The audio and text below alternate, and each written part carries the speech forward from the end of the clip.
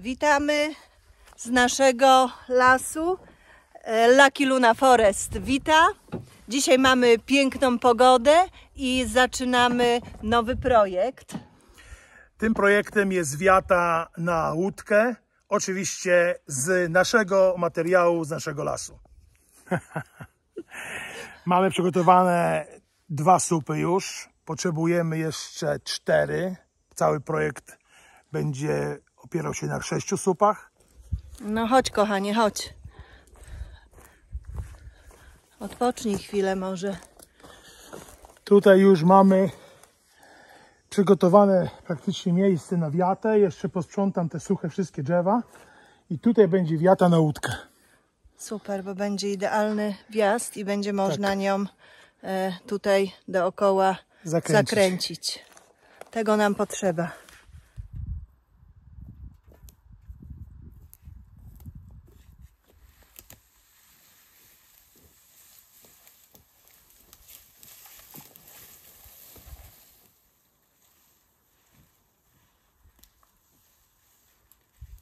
No, tu mamy ładny kołeczek świerkowy. Już będzie na deski. To wszystko suszka, ten plac będzie wykorzystany na wiatę.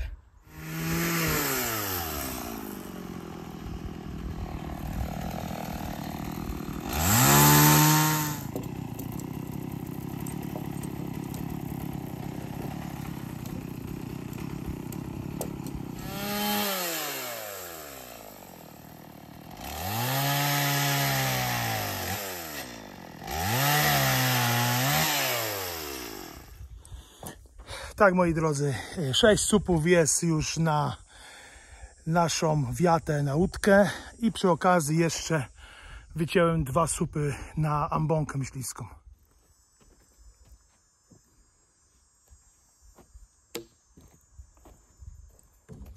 Następnym etapem, jeżeli chodzi o te słupy, to będzie ich obkorowanie, a potem opalenie, więc dużo pracy przed Arturem na dzisiaj. Plac na wiatę już prawie oczyszczony. Jeszcze zostało do spuszczenia 3 drzewa, prawda, kochanie? 4 drzewa. 2 suszki i 2 drzewa zagrażające wiacie. 4 drzewa. To też sporo roboty, prawda? No właśnie. Jak na jedną osobę.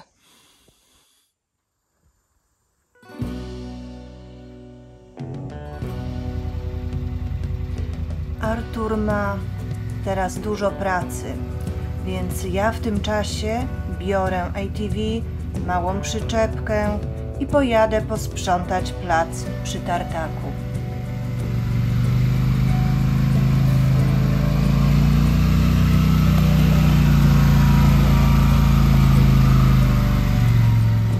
Przy takiej pracy w lesie, przy cięciu i obrabianiu drzew zawsze jest dużo trocin i odpadów, które po pewnym czasie po prostu zaczynają przeszkadzać.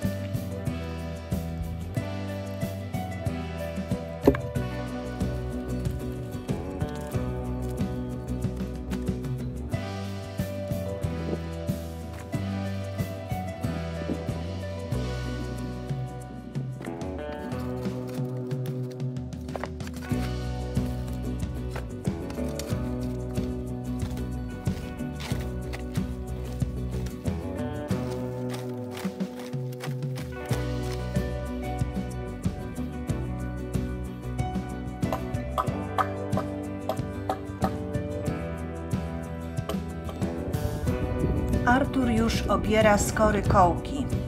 Musi ich przygotować 6, więc na pewno zajmie mu to trochę czasu. Dobrze, że ma już wprawę, a te kołki to będzie naprawdę solidne wsparcie. na którym powstanie nasza wiata.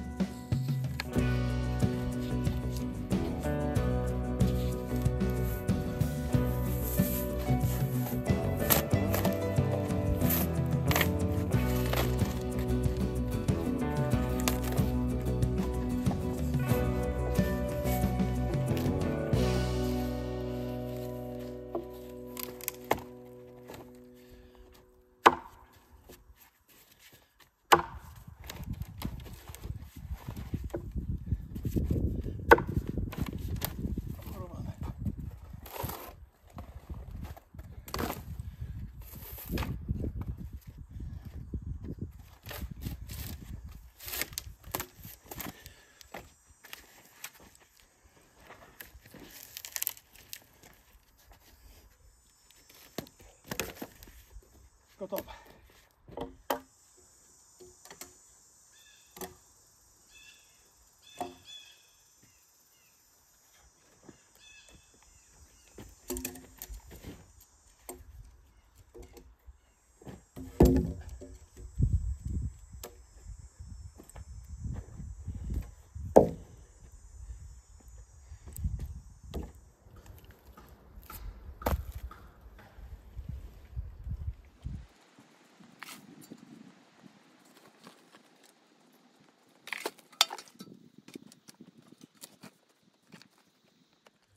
Okej, jedno miejsce uprzątnięte.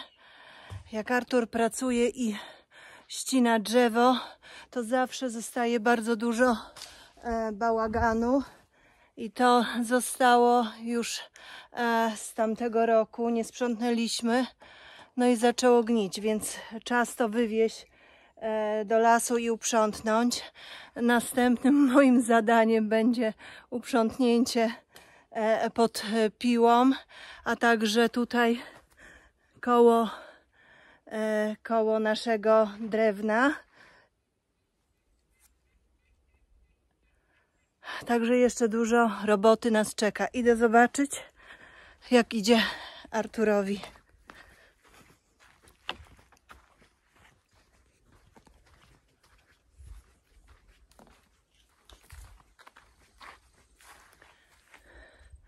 Widzę, że słupów coraz więcej.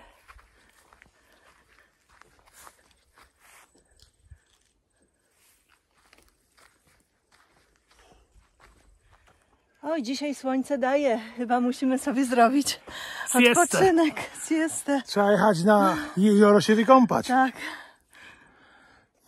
Okej, czas iść zrobić coś do picia i spotkamy się później. Na razie.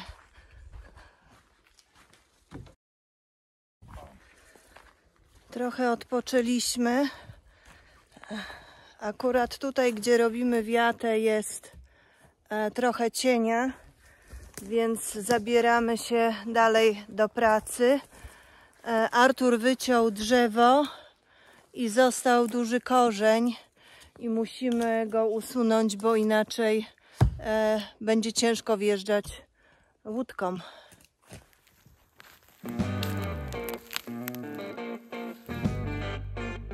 Jak widzicie, praca przy takiej wiacie leśnej nie jest wcale taka prosta. Zawsze jeszcze wpadnie coś dodatkowego do roboty. I tym razem właśnie tak było.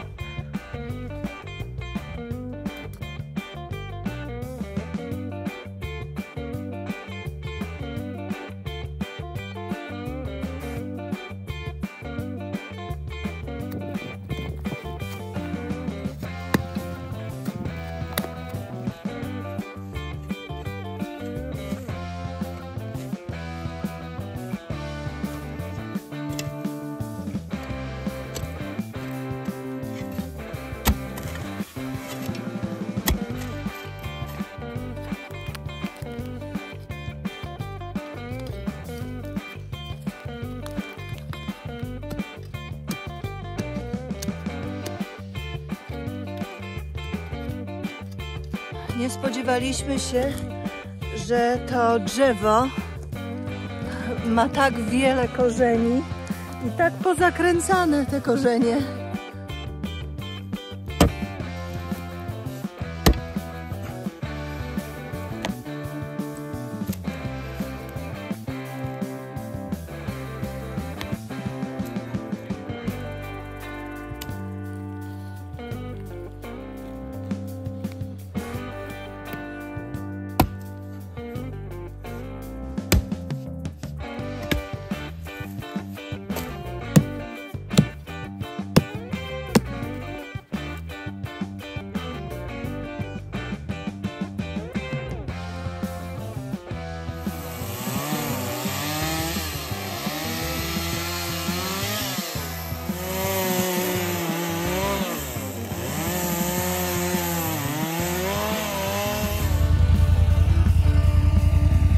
I całkiem dobrze na tym kołku.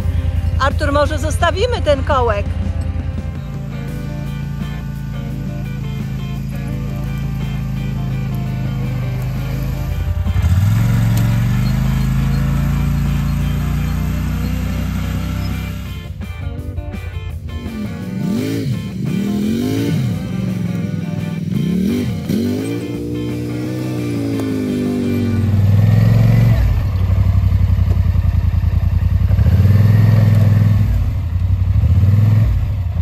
Czas na wyciągarkę.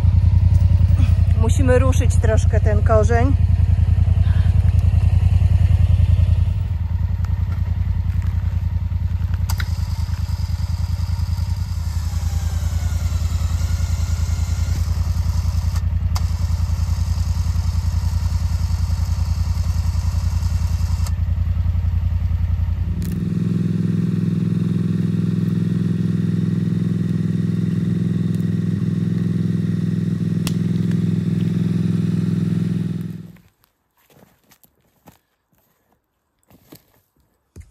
Korzeń usunięty.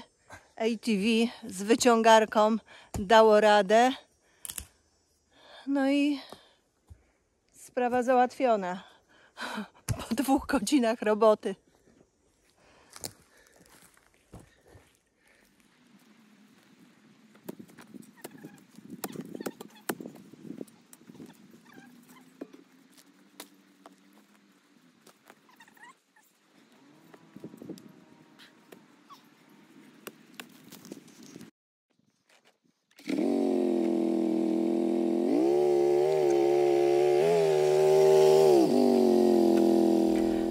A teraz zostało nam wywieźć korę i trociny do lasu, no i zabrać się za opalanie kołków do wiaty.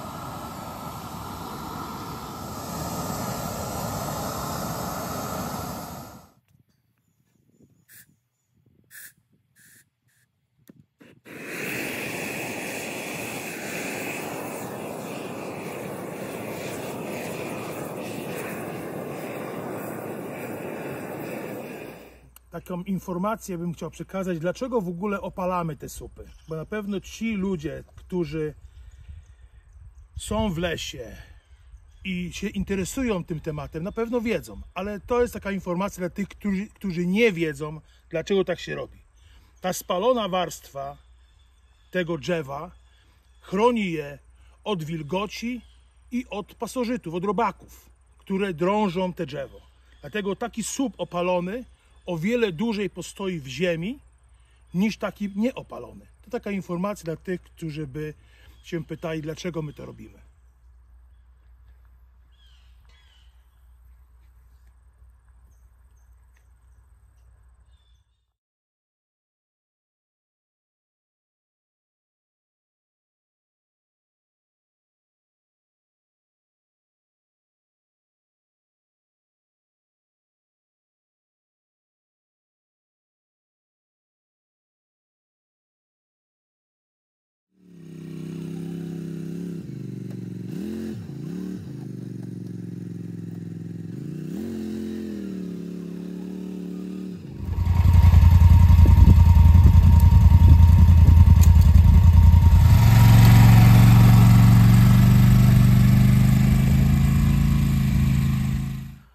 Kontynuujemy projekt wiata na łódkę. Przywiozłem pierwszy słup i za pomocą wiertnicy do studni będę wiercił dziurę na ten słup. Bardzo przydatna rzecz.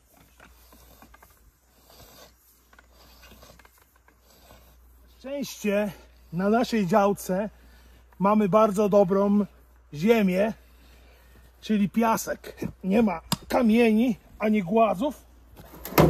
To niestety zdarza się na polskich Kaszubach.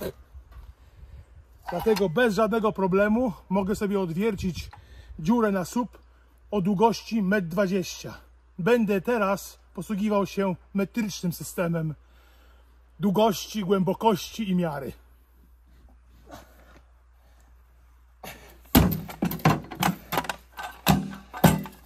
Powiedziałem o tych miarach, odnosząc się do komentarza.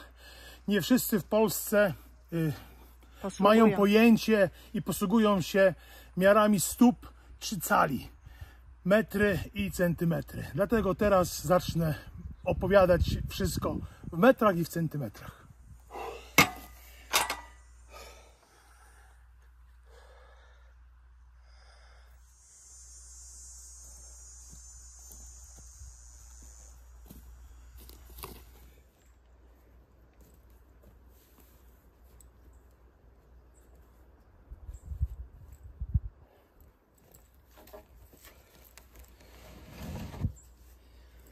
Na styk.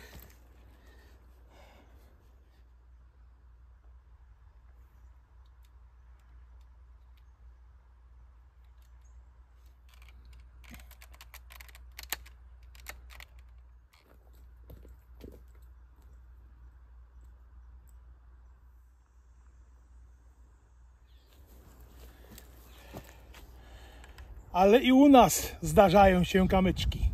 Trafiłeś na kamień?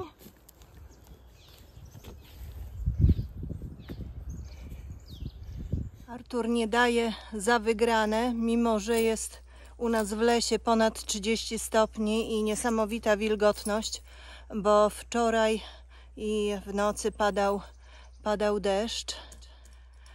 Ale z tego co widzę, 2 słupy już stoją,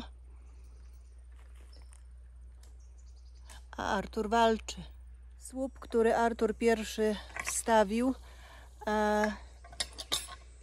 będzie musiał go troszkę przekręcić, bo nie w tą stronę stoi. Zresztą widać, powinien bardziej do środka, a jest bardziej na zewnątrz. No tu ja mam ten ręczny, ale ten ręczny nie masz takiego.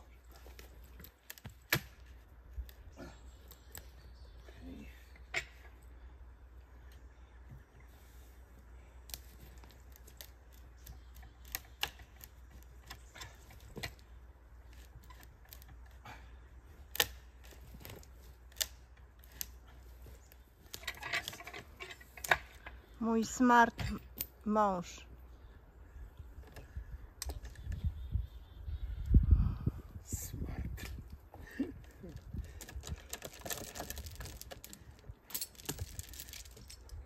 Trzeci słup po środku i zabieram mojego męża na minutową przerwę. Tutaj chodź, środek słupa, tak.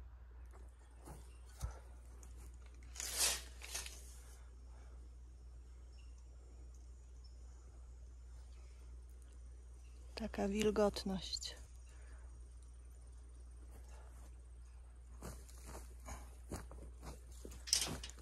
Okropny humid dzisiaj w lesie, nie, kochanie? Co? Mówię, że okropny humid. Wilgotność. Niesamowite. Po burzy. Człowiek tylko wyjdzie z kabiny i już jest mokry. Możesz przytrzymać tutaj to kartką tą poziomicę. Dobra, trzymaj na chwilę. Usiadłam na świeżo ścięty wczorajszy korzeń. Spodnie zaimpregnowane na Dobra, weź poziomicę.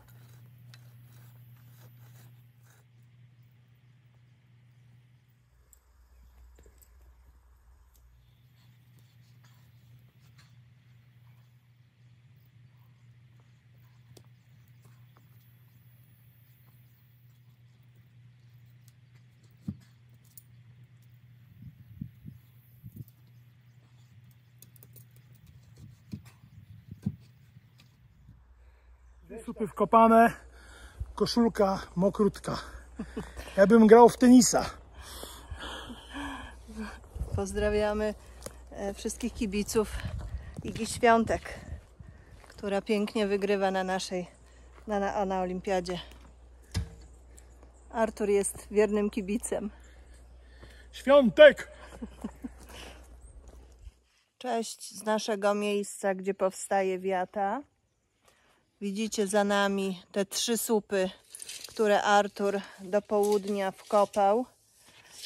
A teraz przyszliśmy wymierzyć, gdzie będą następne słupy, bo o tej porze, jak nie ma słońca, widać lepiej na słupie laser.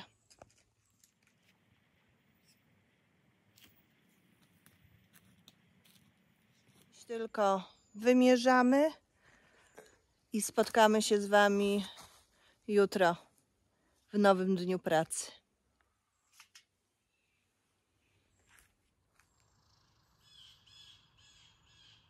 Witamy Was serdecznie ponownie.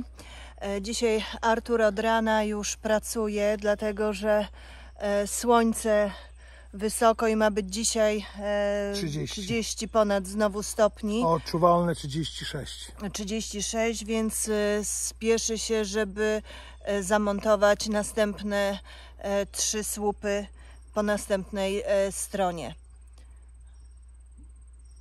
No wszystko, Świątek przegrała, no. Półfinał. No trudno. A my dalej walczymy. Mamy nadzieję, że będzie brąz.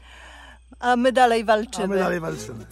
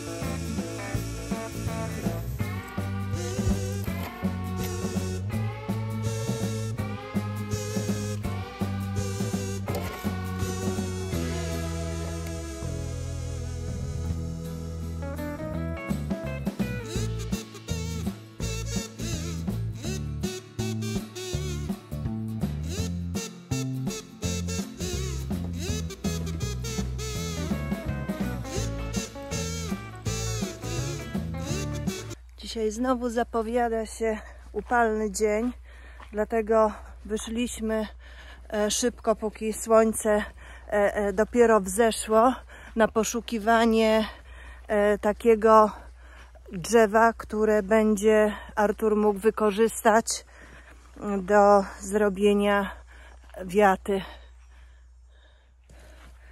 Znaleźliśmy ogromny świerk i Artur będzie się teraz przymierzał do spuszczenia tego drzewa.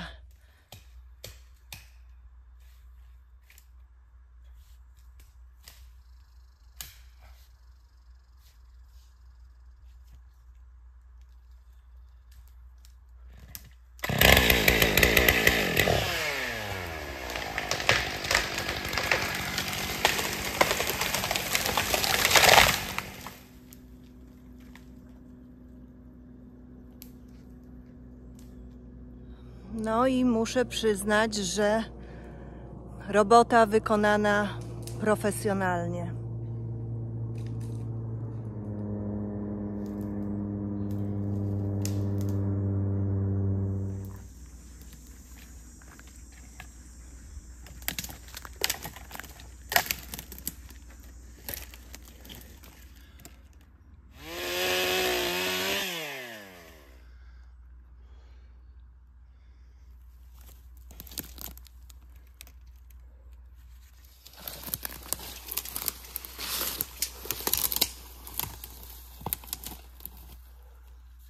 Drzewo spuszczone bezpiecznie, bardzo ładnie poleciało nam. Kłody potniemy na 3,5 metra, tak żeby właśnie wystarczyło mi materiału na wiatę.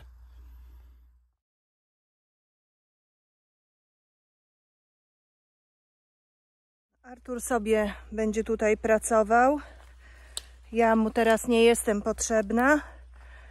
I do zobaczenia przy naszym tartaku.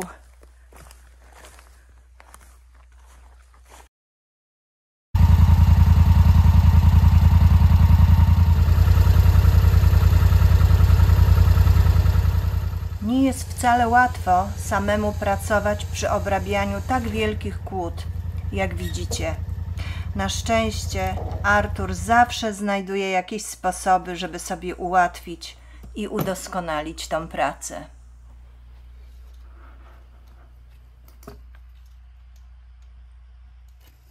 Trzeba posiadać umiejętności techniczne, trzeba umieć przeliczyć, wymierzyć i dopasować, tak aby nie zmarnować żadnego kawałka naszego cennego materiału.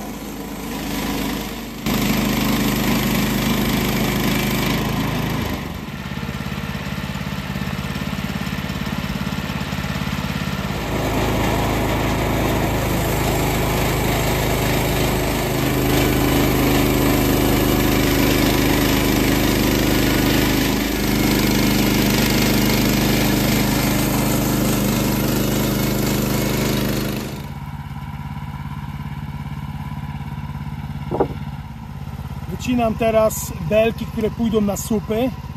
Będą to tak zwane murłaty, na które będą oparte krokwie. Teraz właśnie wycinam te murłaty.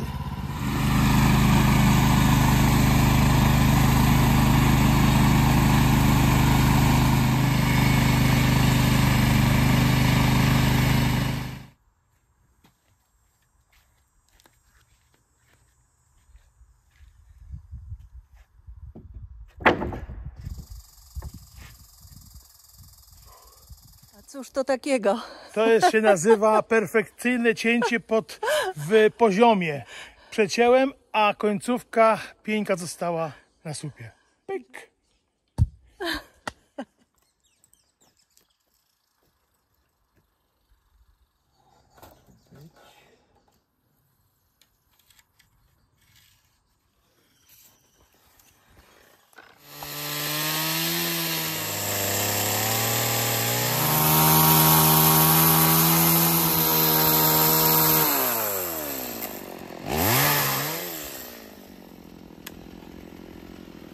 Artur działa dalej, a ja wam tak ukradkiem pokażę historię, która się zdarzyła przy czyszczeniu miejsca na tą wiatę.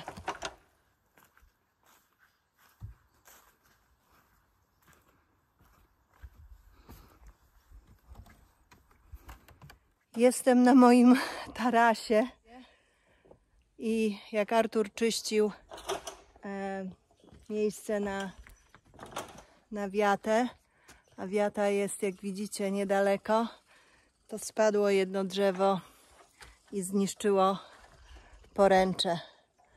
Więc Artur będzie miał co robić, jak skończy wiatę.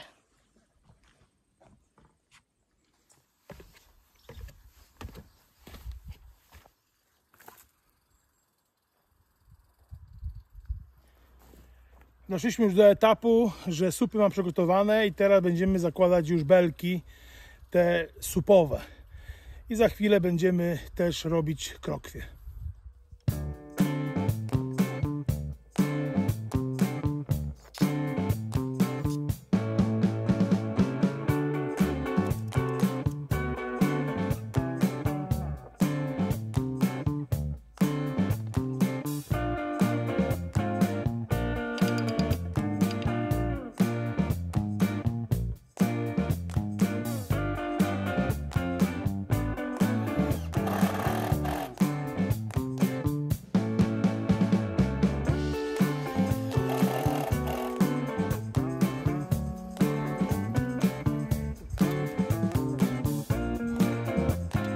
Pierwsza krokwia zamontowana.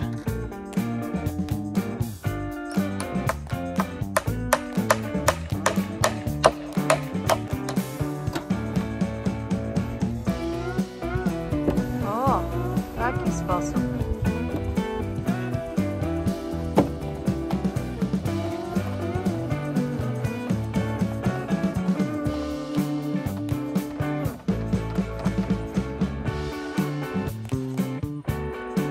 Pytanie do mojego męża. Dlaczego nie używasz pasa na narzędzia, który dostałeś od żony w prezencie? Mogę, bo mam ptaszka. To, że masz ptaszka, to ja wiem, ale... W moim pasie ptaszek sobie założył gniazdo i ma młode. Nie mogę go wyrzucić. Dokładnie. Artur ma wielkie serce. Nie może wyrzucić ptaka ze swojego pasa na narzędzia, bo sobie zrobił gniazdo.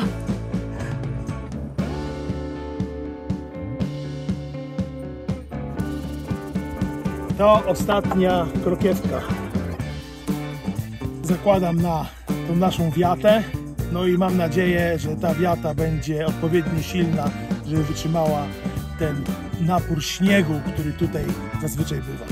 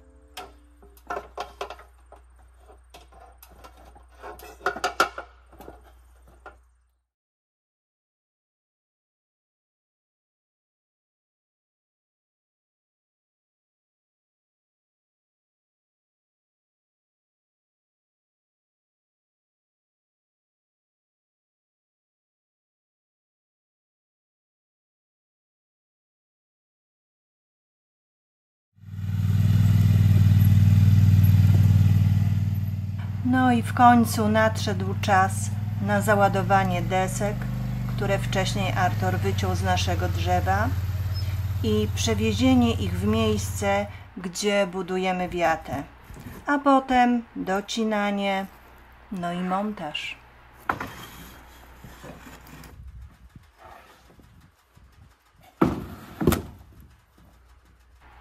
I zobaczcie sami, udało nam się uzyskać naprawdę bardzo dobry i jakościowo materiał.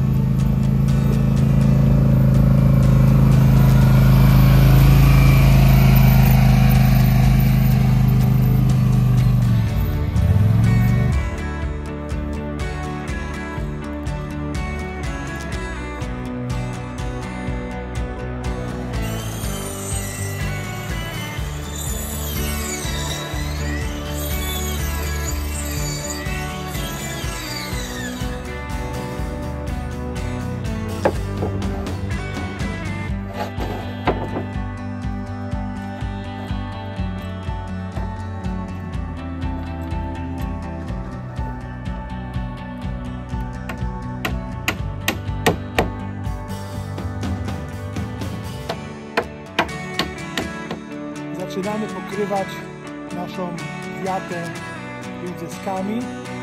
Mam trochę przygotowanych desek i zaczynamy robotę.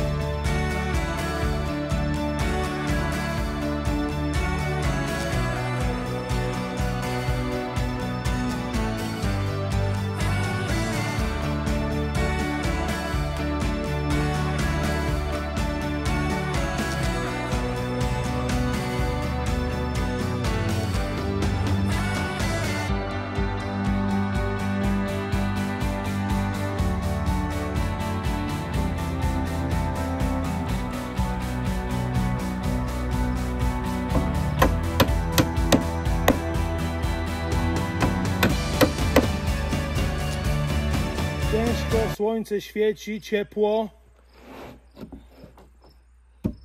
Upał afrykański dociera do Kanady, zamiast do Polski. Ale dajemy radę. W Polsce też już jest upał afrykański. Po południu trzeba było zrobić siestę. Trzeba było zrobić siestę po południu, bo za ciepło było. Tak słońce dawało, że aż się w oczach mieniło. Wsparcie pod kolana.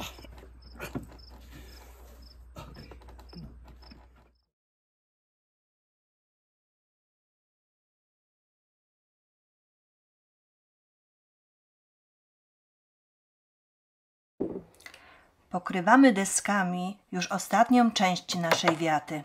Pozostało jeszcze 1/3 dachu, tak jak widzieliście. Jak dobrze, że dziś mamy tu w lesie słońce.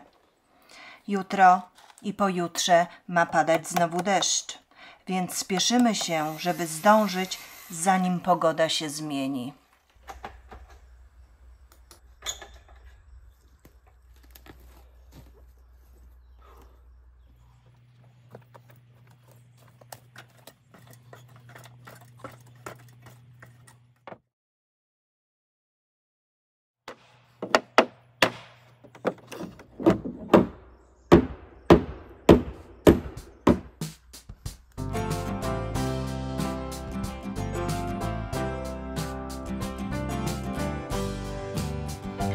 Jeszcze zostało tylko wyrównanie desek z tyłu po jednej stronie i po drugiej stronie z przodu. No i czas schodzić z dachu. Na razie nie jesteśmy zdecydowani jeszcze, czym pokryjemy ten dach, ale wierzę, że Artur wybierze coś, co nam posłuży na długie lata.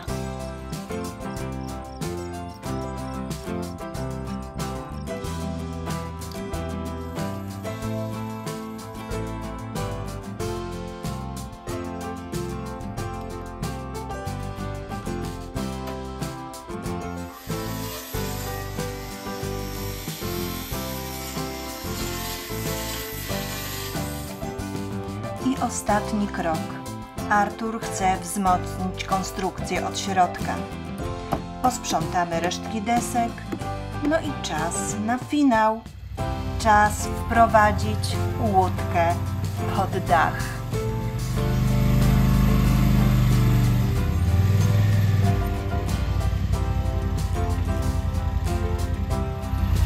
Jesteśmy bardzo zadowoleni z tego projektu. Nasza łódka na zimę będzie miała schronienie przed śniegiem. Jeszcze dorobimy ściany z okorków i jak wspominaliśmy, pokryjemy dach. Ale to wszystko już w następnych odcinkach.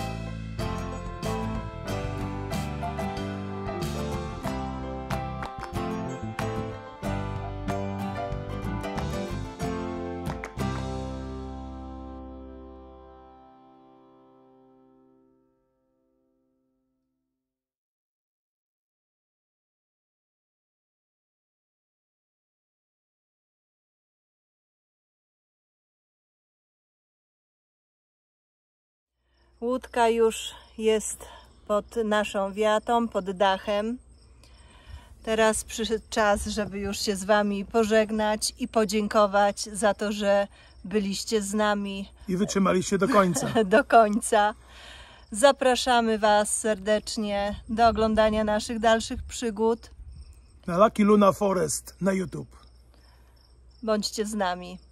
Lajkujcie, subskrybujcie i piszcie komentarze, ile się da. Czekamy na komentarze. Czekamy na Was. Do zobaczenia.